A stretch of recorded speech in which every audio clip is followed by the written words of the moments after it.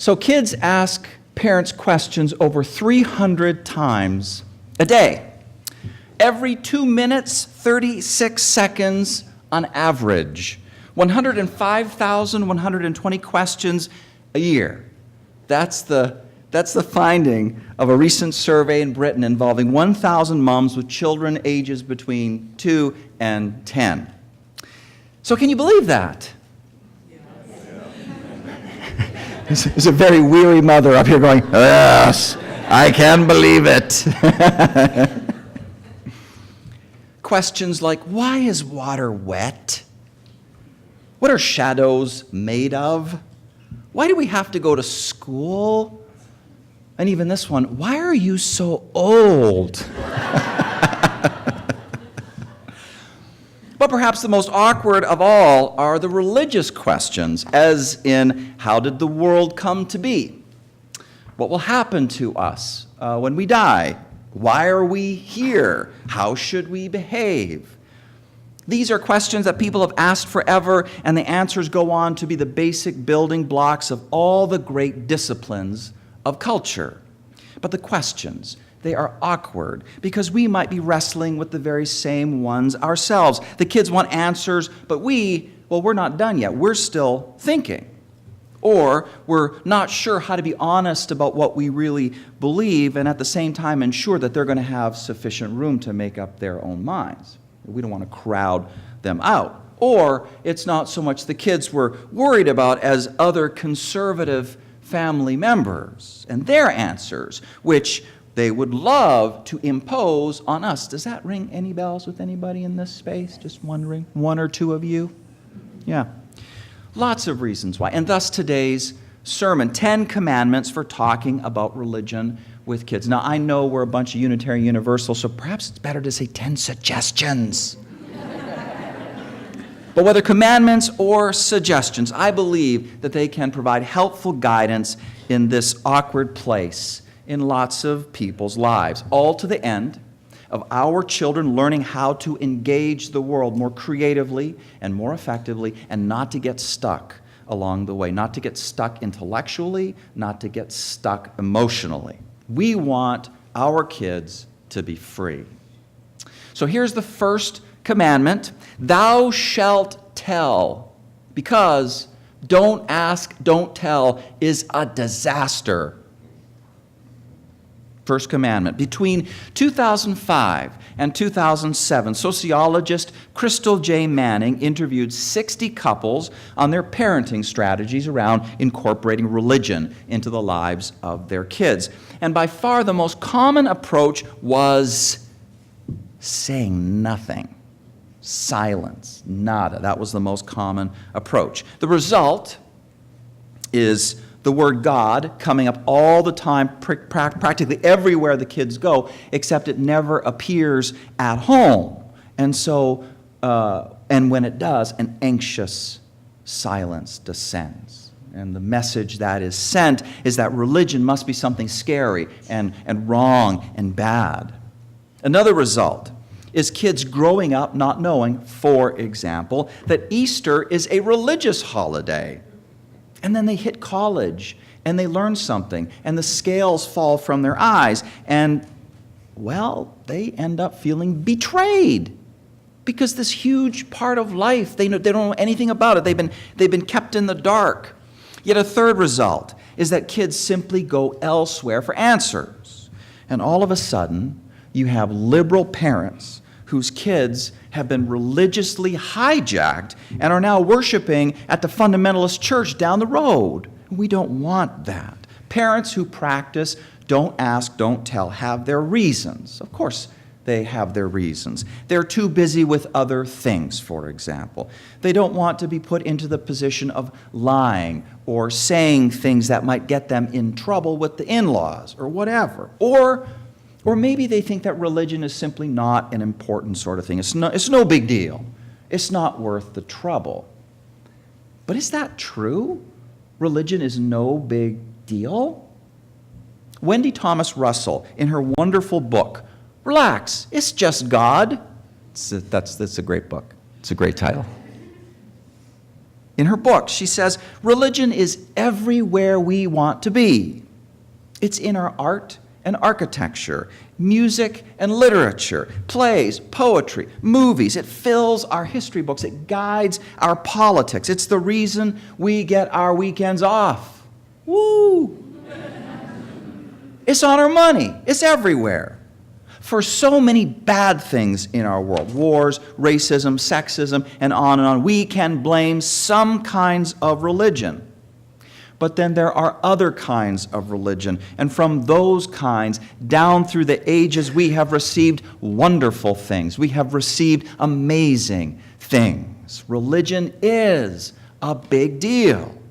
That's why it won't serve kids' health if they grow up neurotic about it. It won't serve their health. Being left in the dark will not serve them well. Wandering off to fundamentalisms to get the answers, get their questions answered, that's not something we want.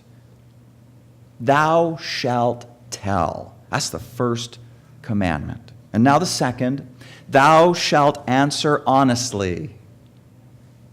It's important for kids to know that at home people can talk openly and respectfully about tough subjects. But parents can struggle when it comes to religion. One reason has to do with the unrealistic expectation that the non-negotiable requirement is already having all the answers to life, the universe, and everything. Already having all those answers. Otherwise, keep your trap shut. Right? But don't we want our children to be good question raisers rather than quick answer givers? See the difference? Don't we want our kids to be good question raisers versus quick answer givers? It means that in a Unitarian Universalist household, here are some perfectly acceptable things to say when the child asks a parent a question like, what is God? And the parent does not have to have an answer ready to go. They just don't have to. They could say something like this, I too have wondered about that. They could say that. Or, I'm still working on that question. Here's what I think so far. Or, I don't know, but it's important. Let's find out together. Let's read a book together. Let's something together. What this honesty accomplishes, by the way, is far more than kids feeling like they can trust their parents. It's also kids learning that religion is a lifelong search for truth and meaning. And let's let them see the seeker in you. That's what I'm saying. Let them see the seeker in you, and they will be seekers all their days, and you will have blessed them if they are seekers all their days. Which leads to the third commandment. Thou shalt draw out what is already in kids in seed form. Thou shalt draw out. The impulse to seek is already within them. Parents and religious educators don't have to stress about putting it in there. It's already in there. My colleague, the Reverend Victoria Safford, illustrates this. She says, when I was 9 or 10, I found a dead deer in the woods. I saw the flies feeding on her open eyes and felt the silky roughness of her coat, forgetting all those warnings to never ever touch a dead animal, even with a stick. A child is made for wonder, not necessarily for hygiene. I pressed my living hand against the stiff carcass, smelled the black blood, lifted up the heavy hooves. I thought about death and how deer run and how they stand among spring trees, glance up, disappear. That afternoon, I learned as much about the sacred as I did in all my later classes in theology. No one's religious life starts at zero. Kids very naturally have a sense of the sacred and a sense of paradox, a sense of curiosity. 5-year-olds wondering, but who made God? That is a super sophisticated question. 5-year-olds wondering about that. So the focus is on drawing that out, not introducing obstacles and complications to what is a very natural process, but drawing it out, extending it, giving it voice. And so the fourth commandment, thou shalt answer creatively. One of the best ways to draw out a seeker, the seeker on our children, is through books like Horton Hears a Who. Y'all know about that book, Horton Hears a Who? It's a Dr. Seuss book. In it we meet a kind-hearted elephant named Horton who lives in the jungle of Nool. Horton is a totally easygoing guy. He is open to all sorts of stuff. So when he hears a tiny voice calling out to him, he doesn't freak out. Instead, what happens is he meets the Who's, a whole city of people that he can't exactly see, but he can certainly hear them. His big ears come in handy. Just one problem, though. The other animals in the forest, they cannot hear the Who's, so they think that Horton has gone completely nutters. They mock him endlessly. They threaten to snatch up his clover puff that the Who's live on, right, and destroy it. That's not okay. In the end, Horton stands up for the Who's. The Who's make a huge ruckus, and it allows the other animals to hear them. Their existence is finally verified. It's a happy ending for all. And there you go. You read a book like this, and both your mind and that of your kid, they are creatively engaged. That's what we want. The opposite of boring.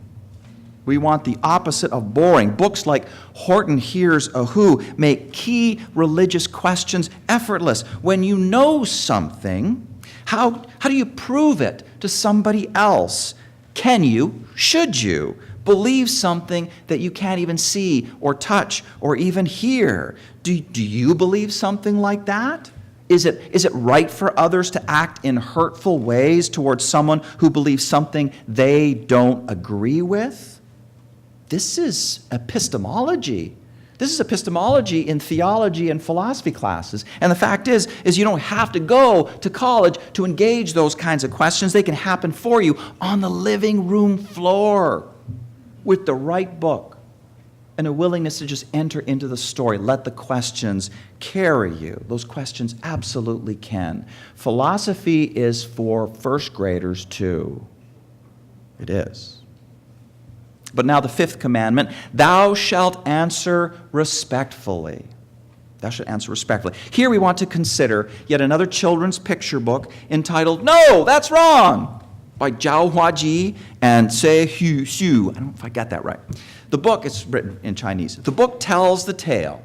The book tells the tale of a bunny who finds a pair of underpants flapping in the breeze. And, well, he determines that the underpants must be a hat. After all, his ears fit perfectly through the little leg holes. He's hopping around in the animal kingdom, underpants on his head. And his animal kingdom friends, they think this is great. They think he looks cool. But now he hears a voice. No, that's wrong. Well, and that voice is coming from us, the readers, because in this book there is no wall dividing the fictional animal kingdom and the real world of the reader. Little Bunny hears us, and we peer pressure him into taking the underwear off his head and putting the underpants on correctly. And, of course, his tail doesn't fit. The underpants are uncomfortable. His animal kingdom friends think that he's crazy. It don't look good. He's getting it all wrong. He looks at himself in the glassy surface of a lake, and, well, he just takes those underpants off and he puts them right back on his head. No, I was right, he says, hopping merrily along. It's a wonderful hat. The end.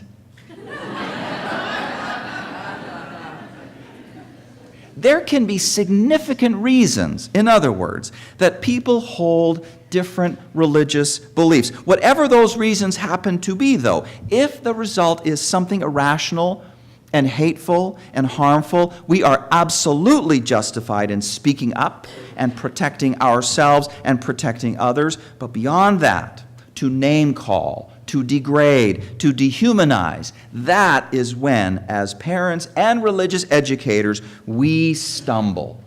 For one thing, nasty language only serves to indoctrinate our kids. Now, we're all afraid of indoctrinating our kids, but let me tell you, when you speak of other religions in totally nasty ways, beyond simply saying this is wrong, this is unethical, this is incorrect, whatever, you are indoctrinating the kids, because you know what? They're getting a clear message that if they veer from your preferred beliefs, the target's on their forehead. You're going to beat them up too.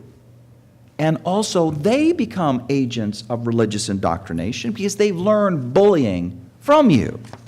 This is not freedom. This is not true to our values as a freedom people. Which leads us to commandment number 6. Thou shalt teach a no one left out vision. Now, I love how Dale McGowan, author of Parenting Beyond Belief, articulates this through his focus on empathy education. Empathy, he says, is the ability to understand how someone else feels, and by implication, to care. It is, he says, the ultimate sign of maturity. Infants are, for their own adaptive good, entirely self-centered. But as we grow, our circle of concern and understanding expands, enlarges. It includes our family first, and then it grows beyond that to include our community. But having developed empathy for those who are just like us, most like us, we too often stop cold, leaving the empathy boundary at the boundary of our own nation, race, and creed. And that, he says, is a recipe for disaster. Continually pushing out the empathy boundary. The boundary is a life's work, he says. We can help our kids begin that critical work as early as possible, not by preaching it, but by embodying it in our lives. Travel to other countries if you can, staying as long as possible until our shared humanity becomes unmistakable. Engage other cultures and races, not just to value difference, but to recognize sameness. It is difficult to hate. It is difficult when you begin to see yourself in the other. That is Dale McGowan. That is his take on our no one left out vision, which is also our AROMAC vision, our anti-racism, anti-oppression, multiculturalism vision. That is what that is all about. But even as we affirm that, we must also affirm the next commandment. Thou shalt teach boundaries. No one left out is an ethical and compassionate stance that affirms the inherent worth and dignity of all people. But in no way should it ever be misinterpreted to mean that we cannot take active steps to get out of harm's way. And what is abundantly clear is that for too many of us, we experience harm in the form of family criticism, religion bashing. Folks at home are hardcore in their belief if you don't believe as they do. So they say such things as, "Why do you hate God?" Or, "You have broken your mother's heart." Or, "What did we do wrong with you?" And on and on and on. Even if it doesn't get that bad, it can still feel difficult when a relative discusses their belief with your child. And it's a belief that's very different from your own. Even if the discussion simply reflects the honesty our commandment number 2 affirms, that I mentioned a moment ago. Even then, even if it's just simple, respectful honesty.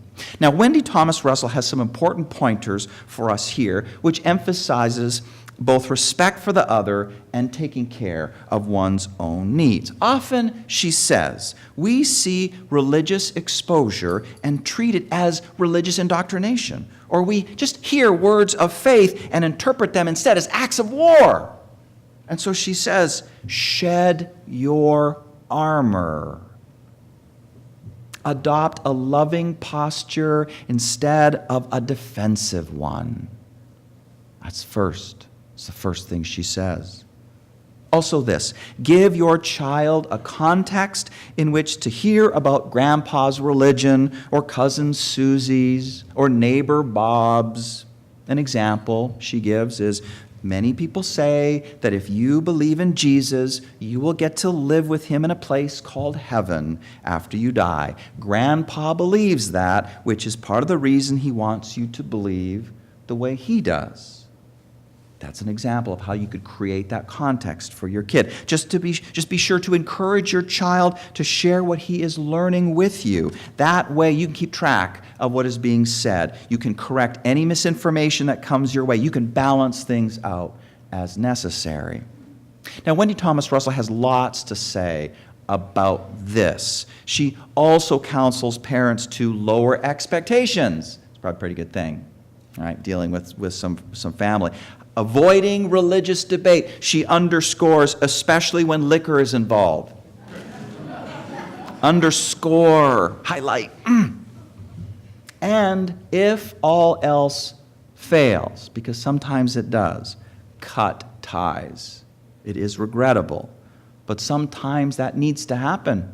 Sometimes it does. No one left out does not mean that you will allow yourself or the ones you love to be beaten up.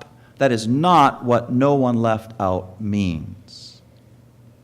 And now we're nearing the end of the commandments. Number 8, thou shalt show as well as tell. You've heard the phrase, religion is caught more than it is taught.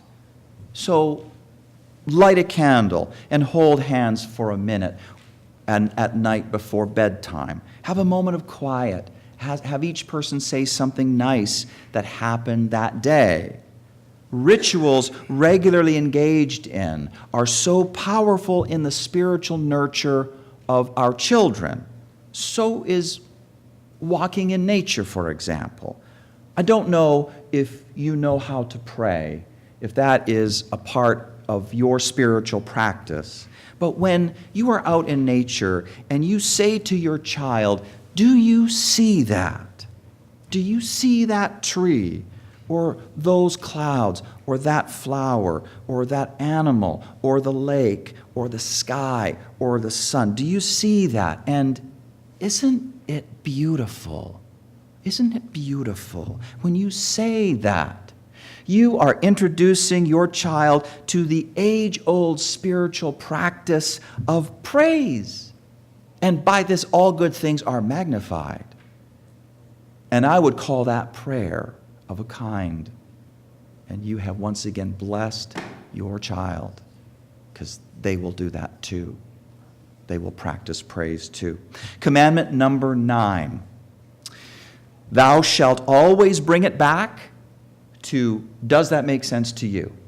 Always bring it back to that. We do want our kids to be good question raisers rather than quick answer givers. And for the answers that they do arrive at, we want those to be arrived at freely and thoughtfully. So, your kid comes home crying. They're crying because a so-called friend at school told her she was going to burn in hell for not believing such and so. So after you hold your child, soothe her when she's ready to talk. This is something you can say. You can say, if someone is a nice person and only does good things for other people or tries to, do you think that person will go to some horrible place after he dies?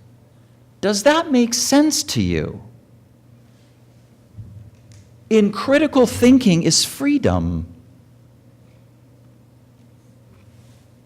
Amen. In critical thinking is freedom. Again and again, bring it back to, does that make sense to you? And now the final commandment, which is this: thou shalt always bring it back to beloved community. Bring it back there. So you remember that I said a little while ago that kids ask parents over 300 questions every day. Every 2 minutes and 36 seconds, on average. 105,120 questions a year. Lots of them religious questions. That is overwhelming. I mean, no wonder so many people revert to the don't ask, don't tell strategy. No wonder that's so tempting. But the 10th and final commandment reminds us that we do not have to go it alone in our parenting. There is a larger we possible that supports us as we seek to follow the other 9 commandments. That's what sermons like this are for. That's what our religious education programs for all ages are for. That's why we are implementing the Supercharged Sunday Initiative starting January 1st, 2017, so we can expand our religious exploration offerings for our adults. We need the larger we in this religious venture. The larger we is right here in this sacred donut. But here it is. Whatever you want to call it, it's right here. This is it. This is the we that supports us. You know, the Reverend Mark Morrison Reed, he puts it like this. I love this quote. He says, "The religious community is essential, for alone our vision is too narrow to see all that must be seen, and our strength is too limited to do all that must be done. Together our vision widens, our strength is renewed." It does not matter what the questions turn out to be, how many questions the kids levy at you. Together we are up to this task. Amen.